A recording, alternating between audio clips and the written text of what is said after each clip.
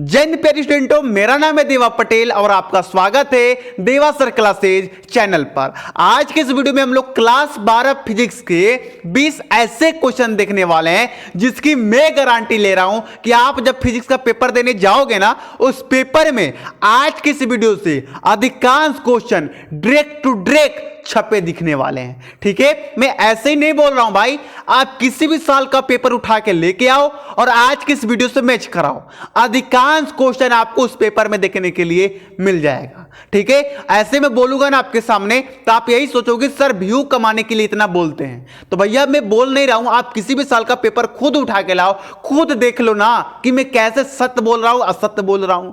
ठीक है, चलिए तो बस देखिए, इतना बोलने की जरूरत नहीं थी मुझे। मैं बोल सकता था कि ये बहुत इंपॉर्टेंट है, हर साल आते हैं और आप तैयार करते तो आपका फायदा होता, ना तैयार करते आपका नुकसान होता। लेकिन मैं क्यों इतना बोलता हूं कि हाँ मेरे भाई विश्वास करो, विश्वास करोगे तभी बड़ी चीज है। ठीक है, चलिए समय ज्यादा नहीं लेंगे, इन क्वेश्चनों को फटाक से देखते हैं। काफी सिंपल तरीका से मैं आपको कराने वाला हूं। पहला क्वेश्चन आपके सामने है। मैं जानता हूं ये क्वेश्चन सबसे आसान क्वेश्चन आपको लगेगा क्योंकि ये पहला चैप्टर का है, लेकिन ये आसान सा टॉपिक बहुत बड़ा धमाल मचाया हुआ है।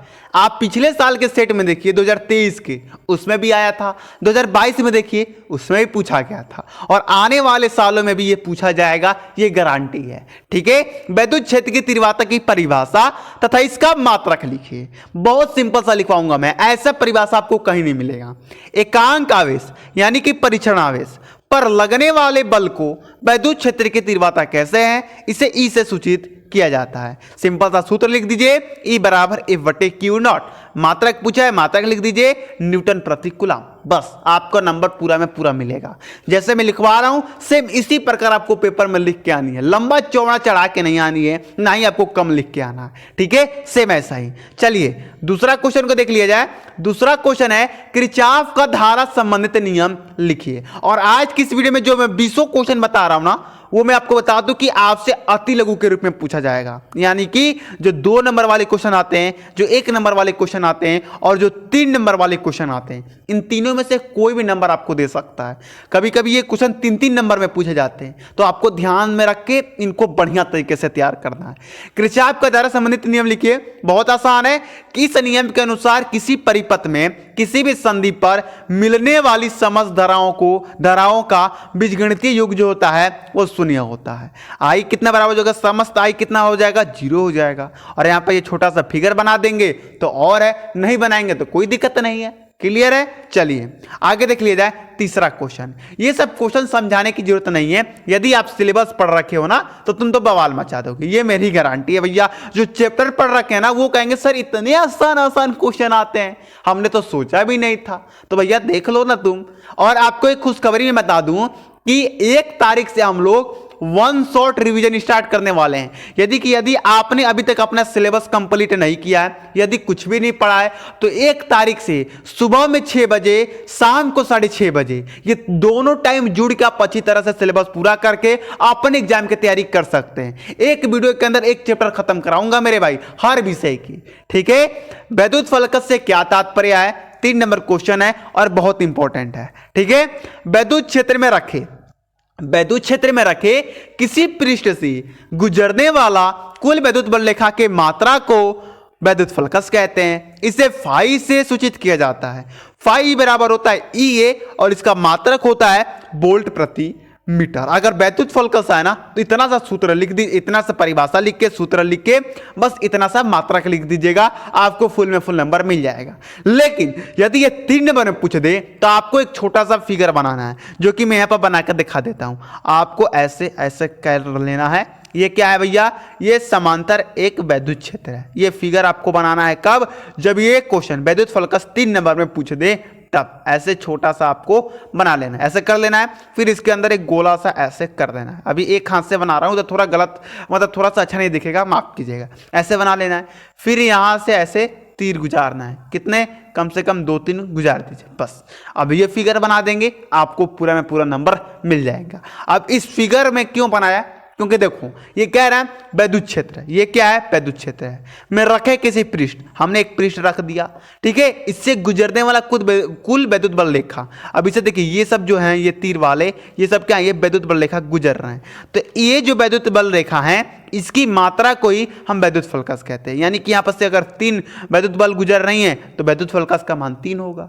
बस इतना सा सिंपल सा है, ठीक है। चलिए आगे देखते हैं, जो हमारा 4 नंबर क्वेश्चन है उसे भी हम लोग अच्छी तरह से देख लेते हैं। 4 नंबर क्वेश्चन आपके सामने पेश कर दिया गया है। 4 नंबर है वैद्युत दीर्घों से आप क्या समझते हैं, और ये 1 नंबर से ज्यादा पूछ ही नहीं सकता है, और ज्यादा से ज्यादा पूछेगा तो 2 नंबर, इससे ज्यादा ये नहीं पूछ सकता है क्योंकि सबसे आसान है। अल्प दूरी पर स्थित, यानी कि एक निश्चित दूरी पर स्थित विपरीत प्रकृति के आवेश की निकाय को वैद्युत दीर्घ कहते हैं। हमने अल्प दूरी ले लिया यहां से यहां तक, विपरीत आवेश बोला है तो हमने -q और +q ले लिया, इनके बीच की दूरी हमने 2r मान लिया। बस यही तो है वैद्युत दीर्घ, काम खत्म। इतना भी आसान होता है क्या कोई। 5 नंबर है स्थिर वैद्युत में गॉस की प्रमेय क्या है, और ये क्वेश्चन ज्यादा इंपॉर्टेंट हो जाता है, ये आपसे 3 नंबर में भी पूछ सकता है, तो आपको इस बात को ध्यान रखनी है, ठीक है। चलिए देखिए क्या लिखेंगे। गॉस के प्रमेय के अनुसार किसी बंद पृष्ठ से गुजरने वाला कुल वैद्युत बल कुल वैद्युत फलकस उस बंद पृष्ठ के पर उपस्थित कुल आवेश, यहां पर का लगा लीजिएगा, कुल आवेश का 1/ε0 गुना होता है। इस नियम के अनुसार किसी बंद पृष्ठ से गुजरने वाला कुल वैद्युत फलकस उस पृष्ठ पर उपस्थित कुल आवेश का 1/ε0 गुना होता है। इसका सूत्र लिख दीजिएगा, फाई ई बराबर, यहां पर कैपिटल ई रहता है तो आप कैपिटल ई लगा लीजिएगा। फाई ई बराबर Q गुणे 1/ε0। क्लियर है। चलिए 6 नंबर है समविभव पृष्ठ से क्या तात्पर्य है, तो सिंपल है, वैद्युत क्षेत्र में खींचा गया वह पृष्ठ जिसके सभी बिंदुओं पर वैद्युत विभव एक समान होता है समविभव पृष्ठ कहलाता है। क्लियर है। कोई वैद्युत क्षेत्र है, ठीक है, उसमें कोई पृष्ठ ऐसा हमने खींच दिया, अब इसके सभी बिंदुओं पर जो वैद्युत विभव है यानी कि जो भी है वो समांतर है, एक समान है, तो भैया वो क्या कहलाएगा, समविभव पृष्ठ कहलाएगा। 7 नंबर क्वेश्चन को देख लीजिए। 7 नंबर क्वेश्चन है कि संधारित्र की धारिता का परिभाषा लिखिए, और ये दूसरे चैप्टर का मोस्ट इंपोर्टेंट क्वेश्चन है, तो आपको क्या लिखना है ध्यान दीजिएगा। किसी संधारित्र पर उपस्थित कुल आवेश तथा संधारित्र के बीच उत्पन्न वैद्युत विभवांतर के अनुपात को संधारित्र की धारिता कहते हैं। C बराबर Q/V, बस इतना लिख देना है। ये आपसे 2, 3, 1 नंबर में पूछता है, ज्यादातर ये 1 नंबर में पूछता है, 2 नंबर में पूछता है, 3 नंबर में बहुत कम पूछता है, ठीक है। लेकिन 1-2 नंबर से ही लोग कुछ फेल हो जाते हैं, कुछ लोग टॉप कर जाते हैं, ठीक है। चलिए जो 8वां क्वेश्चन है उसे भी हम लोग देख लेते हैं। 8 नंबर क्वेश्चन है कि विभव प्रवणता से आप क्या समझते हैं। आपको सिंपल सा आंसर देना है कि वैद्युत क्षेत्र में दूरी के साथ साथ वैद्युत विभव में परिवर्तन के दर को विभव प्रवणता कहते हैं। क्लियर है। वैद्युत क्षेत्र में दूरी के साथ साथ वैद्युत विभव के परिवर्तन के दर को विभव प्रवणता कहते हैं। विभव प्रवणता बराबर दूरी में परिवर्तन बटे विभव में परिवर्तन। क्लियर सा है, ठीक है। आपसे ये 3 नंबर में पूछ सकता है, ध्यान रखिएगा, ठीक है। देखिए μ0 का बीमीय सूत्र लिखिए, ये ज्यादातर 1 नंबर में ही पूछता है, 1 नंबर में पूछेगा भैया, 2 नंबर लायक है ही नहीं, ठीक है। तो L के पावर -c² और t², ये आपका हो जाएगा। 10 नंबर है सेल के आंतरिक प्रतिरोध किन किन बातों पर निर्भर करता है। यह आपसे 1 और 2 नंबर में पूछ सकता है। तो देखिए पहला है सेल के इलेक्ट्रोड के बीच की दूरी पर, और दूसरा वैद्युत अपघटय की प्रकृति पर सांद्रता पर, तथा तीसरा है वैद्युत अपघटय के घोल में इलेक्ट्रोडों के डूबे हुए भागों के क्षेत्रफल पर निर्भर करता है। क्लियर है। चलिए 11 नंबर है कि 2 प्रतिचुंबकीय वाले पदार्थों के नाम लिखिए। तो एक हो जाएगा बिस्मथ और दूसरा हो जाएगा एंटीमनी, ठीक है। चलिए हमारा जो 12 नंबर क्वेश्चन है उससे देख लीजिए। विशिष्ट प्रतिरोध का मात्रक व बीमा लिखिए। तो मात्रक आप लिख सकते हैं O- मीटर या O- आप सेंटीमीटर भी लिख सकते हैं, मीटर की जगह पर आप सेंटीमीटर भी लिख सकते हैं। इस बात को आपको ध्यान रख के चलना है, ठीक है। मात्रक क्या हो जाएगा भैया, इसका मात्रक हो जाएगा मात्रक O- मीटर या O- सेंटीमीटर। बीमा क्या हो जाएगा mL³ T-³ और A-², ठीक है। चलिए आगे देख लिए जाए। 13 नंबर क्वेश्चन है कि एक धारा मापी को वोल्ट मीटर में कैसे बदलते हैं। तो सिंपल सा आंसर लिखना है कि श्रेणी क्रम में उच्च प्रतिरोध जोड़ने पर धारामापी वोल्टमीटर में परिवर्तित हो जाता है। ये आपसे 1 या 2 नंबर में पूछता है, 1 नंबर में ज्यादा ये क्वेश्चन आता है। चलिए जो हमारा 14 नंबर क्वेश्चन है उसे भी हम लोग देख लेते हैं। 14 नंबर क्वेश्चन बहुत सिंपल है। वैद्युत चुंबकीय तरंगों का स्रोत क्या है? तो वैद्युतावेश है। ये याद रखिएगा, ये एमसीक्यू के रूप में भी पूछ सकता है, तो इसको थोड़ा आपको टिक लगा के ध्यान से पढ़ना है, ठीक है। 15 नंबर है वैद्युत चुंबकीय प्रेरण का लेंज का नियम लिखिए। ये देख रहे हो क्वेश्चन का फॉर्मेट ऐसे ऊपर लेके चला गया हूं, ठीक है।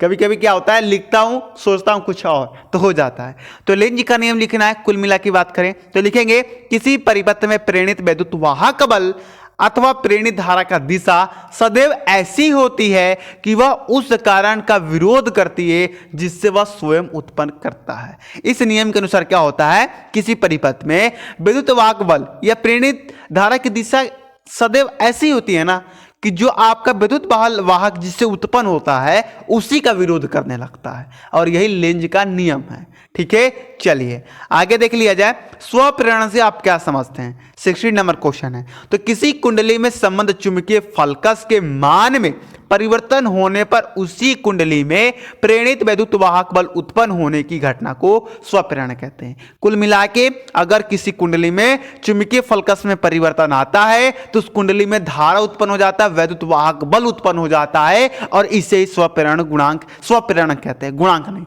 आगे है स्वप्रेरण गुणांक। 17 नंबर क्वेश्चन है स्वप्रेरण गुणांक से आप क्या समझते हैं? तो किसी कुंडली के कारण स्वप्रेरण गुणांक का मान उस प्रेरित विद्युत वाहक बल के बराबर होता है जो उस कुंडली में धारा परिवर्तन की दर को एकांक होने पर उत्पन्न करता है या होता है। बहुत आसान है। चलिए 18 नंबर देख लिया जाए। 18 नंबर है कि वैद्युत चुंबकीय तरंगों में चुंबकीय ऊर्जा घनत्व का सूत्र लिखिए। तो चुंबकीय ऊर्जा घनत्व का सूत्र होता है B²/2μ0।